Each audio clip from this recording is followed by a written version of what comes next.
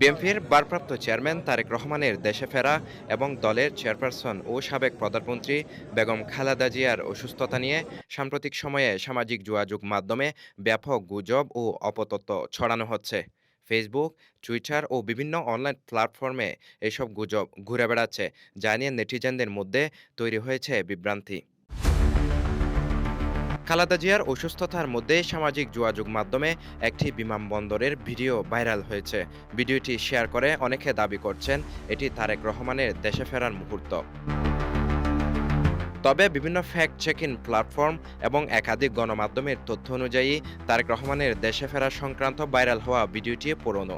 জানা গেছে ভিডিওটি ছিল চলতি বছরের জুন মাসের, যখন তারেক রহমান তার স্ত্রী ডক্টর জুবাইদা রহমান বাংলাদেশ থেকে লন্ডনে পৌঁছালে তাকে হিথ্রো বিমানবন্দরে স্বাগত জানাচ্ছিলেন।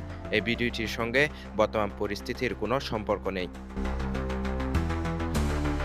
বিএনপির পক্ষ থেকে এখনো পর্যন্ত তারেক রহমানের দেশে ফেরার ব্যাপারে স্পষ্ট কোনো বক্তব্য না দিলেও দলটির মহাসচিব মির্জা ফখরুল ইসলাম আলমগীর বলেছেন, খালেদা জিয়াকে বিদেশে নেওয়ার মতো শারীরিক অবস্থা পর্যবেক্ষণের পর তারেক রহমান দেশে ফেরার সিদ্ধান্ত নেবেন। তিনি আরও বলেছেন, পরিস্থিতি অপরিবর্তিত থাকলে শিগগিরই দেশে ফিরবেন তিনি।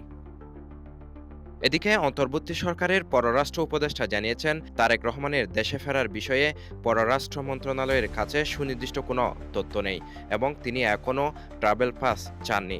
তবে তিনি পাস চাইলে দ্রুত সময়ের মধ্যে সেটি ইস্যু করা হবে এবং তাকে দেশে ফিরতে সরকারের পক্ষ থেকে সব ধরনের সহযোগিতা করা হবে বলে জানান তিনি। অন্যদিকে খালেদা জিয়াকে দেখতে মঙ্গলবার যুক্তরাজ্য থেকে বিশেষজ্ঞ চিকিৎসকেরা আসছেন বলে তার ব্যক্তিগত চিকিৎসক ও বিএনপি নেতা doctor A Z M Zahid Hossain জানিয়েছেন। তিনি গণমাধ্যমকে বলেছেন, খালেদা জিয়ার শারীরিক অবস্থা স্থিতিশীল এবং তিনি চিকিৎসা গ্রহণ করতে পারছেন। তিনি দেশবাসীকে গুজবে কান না দেওয়ার আহ্বান জানান। এদিকে খালেদা জিয়ার নিরাপত্তায় রাজধানীর অ্যাবারকেয়ার হাসপাতালে স্পেশাল সিকিউরিটি ফোর্সের এসএসএফ এবং পিজিআর মোতায়েন করা হয়েছে। মঙ্গলবার দুপুরে হাসপাতালে পৌঁছে হাসপাতালের প্রবেশমুখ ও ভেতরে নিয়ন্ত্রণ নেয় তারা। এর আগে খালেদা জিয়াকে রাষ্ট্রের অতি গুরুত্বপূর্ণ ব্যক্তি ভিভিআইপি হিসেবে ঘোষণার সিদ্ধান্ত নিয়েছে অন্তর্বর্তী সরকার।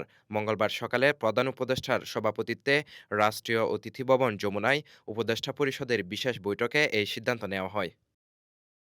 রাজধানীর অ্যাবারকেয়ার হাসপাতালে ১০ দিন ধরে চিকিৎসাধীন আছেন তিনবারের সাবেক প্রধানমন্ত্রী ও বিএনপি চেয়ারপারসন খালেদা জিয়া। রোববার রাতে শারীরিক অবস্থার হঠাৎ অবনতি হওয়ায় তাকে আইসিইউতে স্থানান্তর করে চিকিৎসা দেওয়া হচ্ছে। প্রায় ৮০ বছর বয়সী খালেদা জিয়া দীর্ঘদিন ধরে হৃদরোগ, ডায়াবেটিস, আর্থ্রাইটিস, লিভার সিরোসিস, কিডনির জটিলতা সহ নানা শারীরিক অসুস্থতায় ভুগছেন। সিটিজি পোস্ট, চট্টগ্রাম।